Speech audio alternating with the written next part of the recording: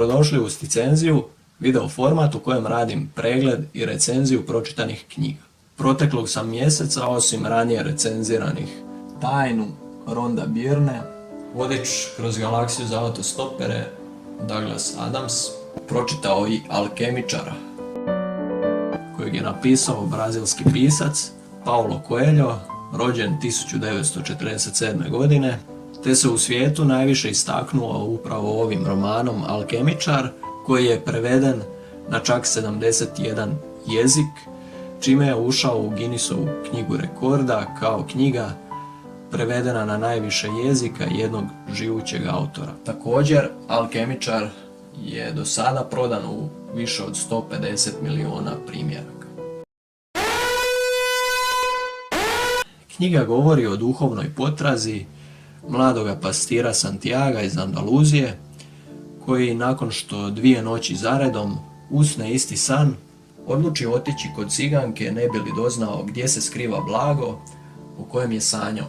Nakon posjete ciganki i susreta s mudrim starcem na trgu u gradu Tarifa, koji mu je čitao misli i rekao da prati znamenje, te mu ostavio 2 draga kamena, krenuo je na putovanje prema egipatskim piramidama, gdje su ga ciganka i mudri starac uputili ne bi li pronašao blago o kojem je sanjao. Do tada je Santiago znao samo za polja Andaluzije, koje je prošao zajedno sa svojim ovcama. Prodavši svoje stado i kupivši kartu do Maroka, Santiago se uputio prema svom cilju. Mala digresija, Tarifa je grad i luka u provinciji Cadiz, na sredozemnoj obali Španjolske, najjužnija je točka kontinentalne Europe. Cadiz je jedna od 8 provincija koja čine autonomnu zajednicu Andaluzija. Santiago je otplovio na drugu stranu Gibraltara u marokanski grad Tanger. Mladiću se na putovanju događaju razne stvari, te već na samom početku biva pokraden, upoznaje razne nove ljude i odrađuje različite poslove kako bi stigao do egipatskih piramida. Na svom je putovanju radio kao trgovac kristalom, putovao kroz pustinju karavanom, ne tim karavanom.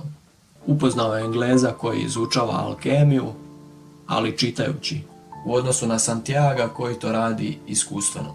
Učio znamenju, jeziku i duši svijeta i kako mu je trgovac kristalom, kod kojeg je najprije radio došavši u Maroko, rekao na arapskom maktub, što znači zapisano je u vremenu, da se sjećam, da se sjećaš. Kada nešto želiš, sav se svijet uroti da tu želju i ostvariš. Putovao je u karavani od gotovo 200 ljudi kroz pustinju do Al-Fayuma u Egiptu, grad smješten u plodnom oaznom središtu.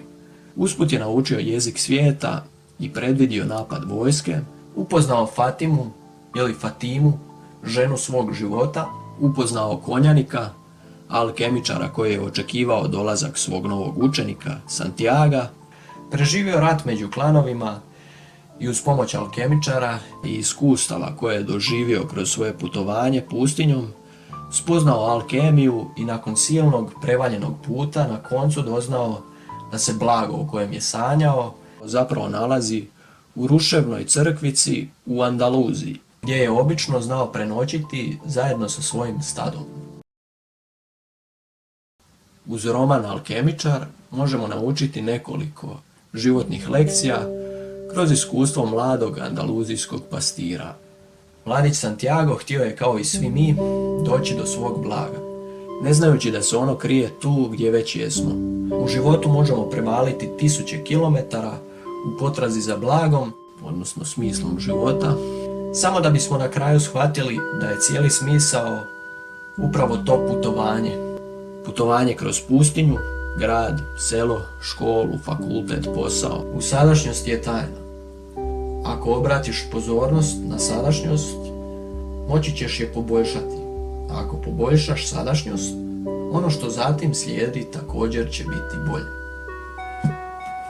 Često se nađemo kontemplirajući budućnost ili proživljavajući prošlost. Sve se to odvija u glavi. Dok istovremeno okupirani idejom jučer ili sutra, zaboravljamo da u ovom trenutku imamo priliku stvarati novo jučer i živjeti imaginarno sutra, tako da se posvetimo onome što možemo.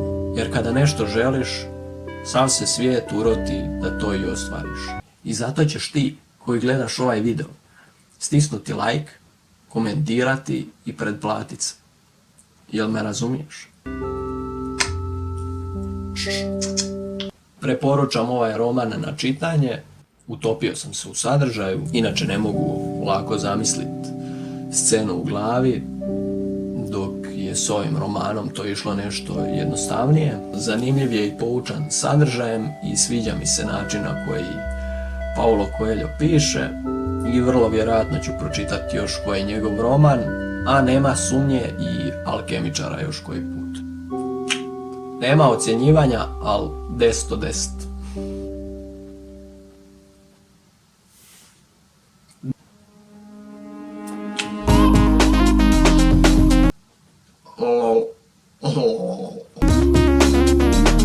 Ako obratiš... sam.